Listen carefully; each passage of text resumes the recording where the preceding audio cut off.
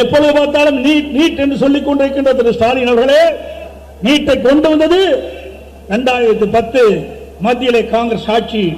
அதில் கூட்டணி அங்க வைத்தது திமுக. திமுகவை சேர்ந்த மத்திய இணையமைச்சர் காந்தி செல்வன் அவர்கள் இருக்கின்ற பொழுதுதான் நீட் அறிமுகப்படுத்தப்பட்டது. இன்றைக்கு கிராமத்திலிருந்து நகரம் வரை ஏழை எளிய குடும்பத்தில் பிறந்த மாணவ மாணவி அரசு பள்ளியிலே படித்துக் கொண்டிருக்கின்றார்கள். அப்படி அரசு பள்ளியில் படிக்கின்ற மாணவர்கள் பெரும்பாலும் ஏழை குடும்பத்தைச் சேர்ந்தவர்கள்.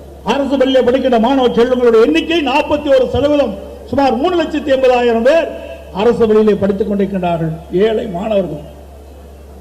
அந்த மாணவருடைய கனவு நனவாக வேண்டும் என்பதற்காக அம்மாவுடைய அரசாங்கம் 7.5% உள் இடஒதுக்கீடை கொண்டு வந்து சட்டம் இயற்றப்பட்டு அமல்படுத்தப்பட்டு நடைமுறைப்படுத்தப்பட்டு இன்றைய தினம் சுமார் 3,460 பேர் இன்றைக்கு அனைத்து இந்திய அண்ணா திராவிட முன்னேற்ற கழக ஆட்சியில் கொண்டு வரப்பட்ட சட்டத்தின் மூலமாக ஏழை எளிய குடும்பத்தில் பிறந்த மாணவ மாணவி MBBS படிக்கிறாங்க. இந்த 7.5% உள் இடஒதுக்கீட்டில் இடம் கிடைத்த மாணவர்களுக்கு ₹1 செலவில்லாமல் அத்தனையும் அந்த மருத்துவ கல்வி கட்டணத்தை அரசே ஏற்கும் என்று அறிவிப்பை கொடுத்து சட்டமேற்று அந்த ஏழை மாணவர்களும் இன்றைக்கு மருத்துவர்கள், பல் மருத்துவராக இன்றைக்கு மருத்துவக் கல்வி படிக்கின்ற ஒரு சூழ்நிலையை உருவாக்கி தந்த அரசாங்கம் அதிமுக அரசாங்கம் திரு ஸ்டாலின் அவர்களே